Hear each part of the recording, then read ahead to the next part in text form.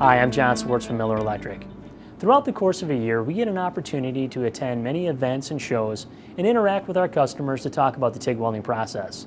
When we do, there tends to be a pretty common theme of questions that we get, so we wanted to take an opportunity today to go over some of the more common ones we get.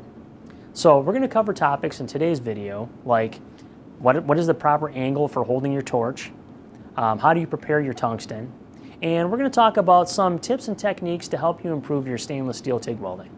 So let's get started.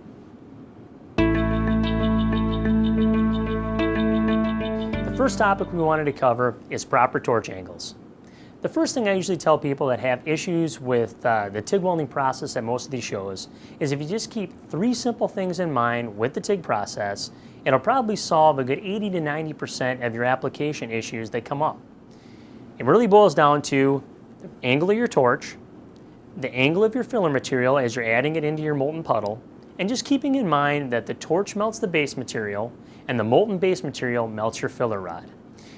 To make things a little bit easier, here's a little snippet from the Diversion 165 and Diversion 180 DVD, maybe help clarify things a little bit more for you.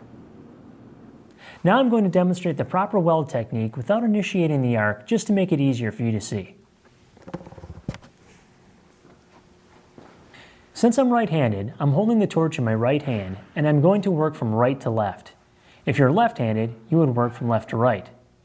I want to position my torch tip within about 1/8 of an inch from the surface. Once I establish the arc, I'll tip the torch to about 15 to 20 degrees away from the direction of travel, which allows for better visibility of the weld puddle and accessibility of the filler material. I move the torch along the seam, making sure to keep it centered.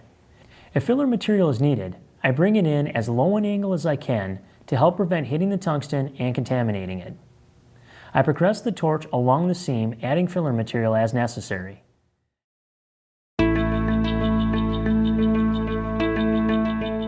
So the next most commonly asked question we seem to get is, how do you prepare your tungsten?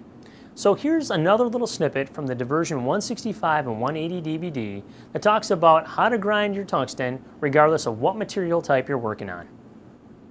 So let's head over to the grinder and sharpen the tip. Before preparing the tungsten, make sure to read the owner's manual for recommended safety precautions and additional information for proper grinding technique. I have my grinder set up with a diamond grinding wheel. Tungsten is a very hard metal, and although a typical grinding wheel can be used, you won't be able to achieve as good a finish on the sharpened tungsten, and you will wear out your wheel sooner than if it were diamond. You will want to hold the electrode parallel to the wheel as opposed to perpendicular. This ensures that the grind marks are running the length of the tungsten rather than across it, and aids the flow of current down the electrode. With a steady grip, I slowly rotate the electrode to form a point, much like you would sharpen a pencil. I want a point that is no more than 2.5 times the diameter of the electrode. This is how we would prepare the tungsten for welding mild steel, stainless, and chromoly. However, for aluminum, we would add one more step. We would take the sharpened tungsten and grind off the tip to create a flat spot or land. When that is complete, we would place the tungsten back into the torch with the ground end sticking out approximately 3/16 to 1/4 of an inch.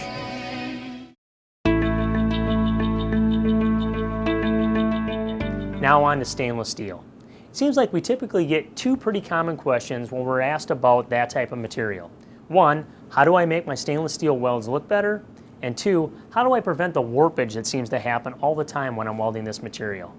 Here's a couple of examples that I can kind of talk through to show you how we can prevent both those situations.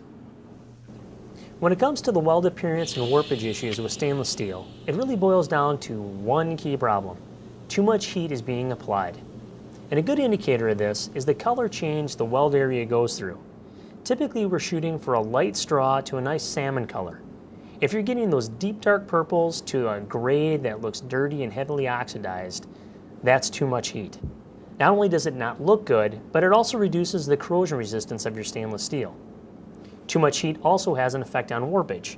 Stainless steel is unique in the sense that it doesn't transfer heat as quickly as other metals do. So again, too much heat in a localized area is going to make the material warp. How do we counteract that? It may sound simple, but just by simply reducing your amperage and increasing your travel speed will help decrease the amount of heat being applied to an area. Another little trick is if you reduce the diameter of your filler material because it takes less energy to melt a smaller filler rod. And because of this, you don't need to apply as much amperage.